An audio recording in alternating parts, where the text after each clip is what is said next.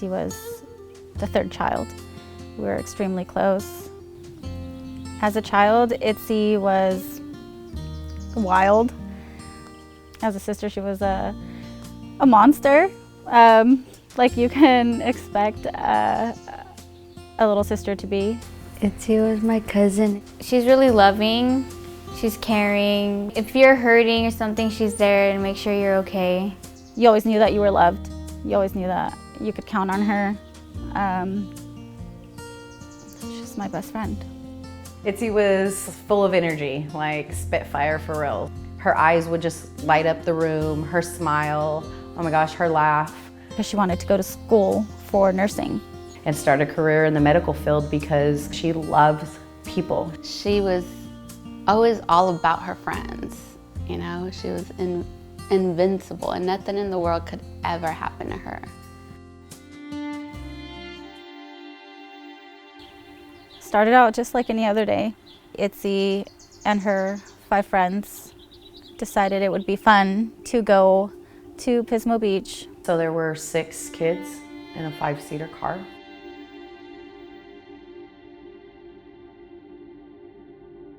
From what we've been told, she was sitting on someone's lap, like regular kids. They're listening to music, having fun. They were distracted, like teenagers dancing in a car, being rowdy, having the time of their life. They missed the little exit to get back on the highway that brings you home. The driver and her boyfriend started arguing either over the GPS or just how they were gonna get back where they needed to be.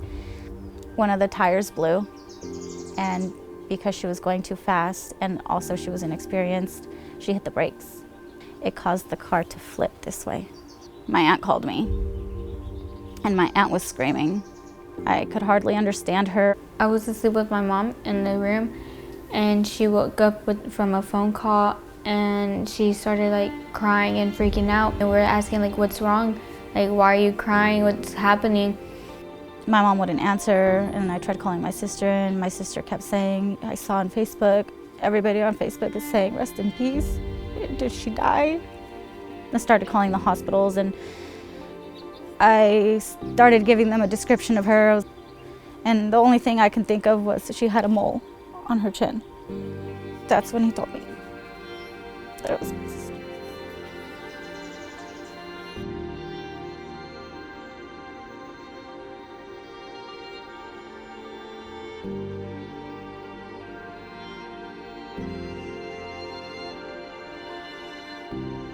She flew out the window. I was like, that's not possible. She's like, yeah, she wasn't wearing her seatbelt.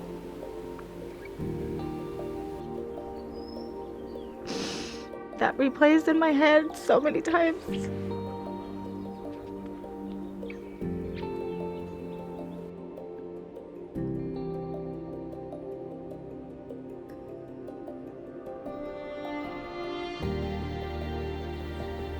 My mom couldn't function.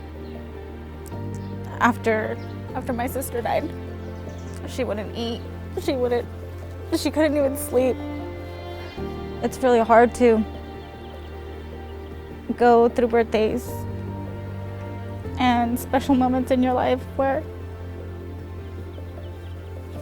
you can't help but think, how much more perfect some moment would be if your best friend was there. Imagined when I got married that I would have my sisters as bridesmaids.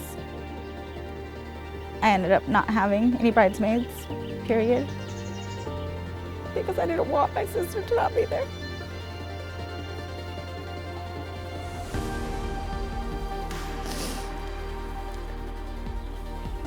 She didn't even make it to 18.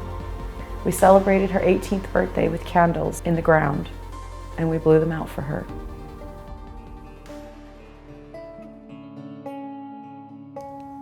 My family and I are choosing to share Itzy's story because we don't want other families to go through what we're going through.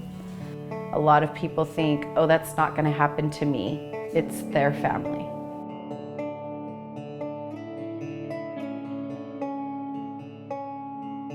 Distracted driving is more than what you think. Distracted driving is anything that takes your eyes off the road, your hands off the steering wheel, or your mind off the complex task of driving a vehicle. Your attention has to be 100% on driving. If you miss your turn, if you're getting a call, if your friends are being crazy in the back and you just can't concentrate, then you need to pull over.